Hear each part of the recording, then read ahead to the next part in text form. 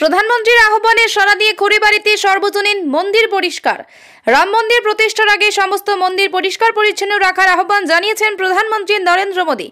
এরই অঙ্গ হিসেবে বৃহস্পতিবার খড়িবাড়ির পশ্চিম হাওদাভিটায় খড়িবাড়ি গ্রাম পঞ্চায়েত সদস্য মৃদুল দাস ও বিজেপি খড়িবাড়ি বুড়াগঞ্জ মণ্ডলের নেতা ও কর্মীরা মিলে ওই এলাকায় সর্বজনীন মন্দির পরিষ্কার পরিচ্ছন্ন কাজ করেন। এই দিন পশ্চিম হাওদাভিটার বেশ কয়েকজন সার্বজনীন মন্দির পরিষ্কার পরিচ্ছন্ন করেন তারা।